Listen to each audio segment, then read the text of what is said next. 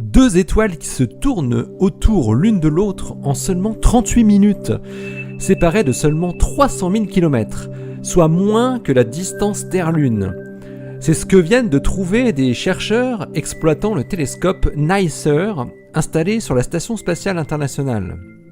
Le couple infernal serait composé d'une étoile à neutrons, un pulsar, et d'une naine blanche. Ça se passe là-haut, par Eric Simon.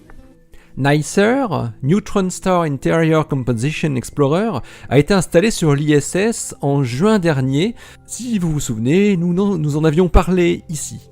Le système binaire hors norme qui a été observé durant plus de 7 heures avec le télescope spécialisé dans les étoiles à neutrons est appelé IGR J17062-6143, ou pour faire plus court, J17062. La période de rotation mesurée, 38 minutes, est la plus courte pour un tel système binaire X composé d'un pulsar et d'une étoile dont le pulsar accrète de grandes quantités de matière.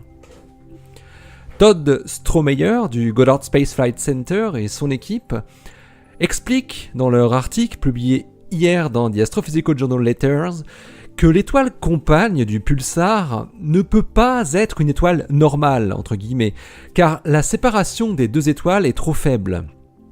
Il ne peut s'agir que d'une étoile relativement compacte, une naine blanche pauvre en hydrogène. En 2008, le couple infernal avait déjà été observé par le télescope RXTE, le Rossi X-Ray Timing Explorer, mais seulement durant 20 minutes en tout, ce qui avait permis de donner une limite inférieure pour la période orbitale pour J17062.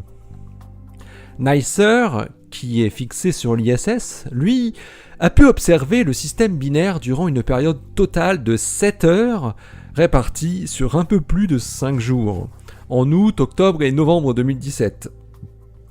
Le pulsar qui anime le couple est ce qu'on appelle un pulsar milliseconde.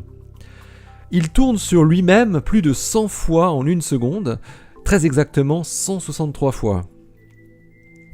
NICER détecte des points chauds à la surface du pulsar, en rayons X, qui correspondent aux régions où le gaz accrété tombe dessus, guidé par l'intense champ magnétique. C'est ainsi que la période de rotation intrinsèque de l'étoile à neutrons peut être suivie. Les chercheurs ont pu déterminer que les 2 étoiles tournaient l'une autour de l'autre dans une orbite circulaire, ce qui est classique dans ce type de système où le pulsar accrète de grandes quantités de gaz de sa compagne. Et les astrophysiciens estiment qu'alors que la masse du pulsar est d'environ 1,4 masse solaire, la masse de la naine blanche, elle, est toute petite, à peine 0,015 fois la masse du Soleil. Le barycentre de ces 2 étoiles, le point autour duquel les 2 compagnes tournent, se trouve ainsi très près de l'étoile à neutrons, à 3000 km, alors qu'elles sont distantes de 300 000 km.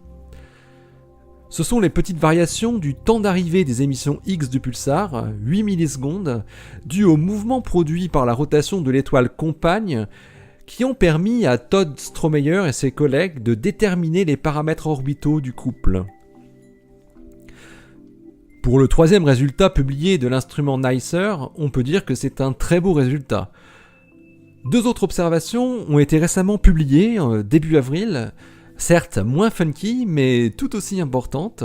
La première concerne l'étude de l'effet d'une explosion thermonucléaire à la surface d'une étoile à neutrons, et la deuxième, l'effet d'une telle explosion sur le disque d'accrétion entourant une autre étoile à neutrons.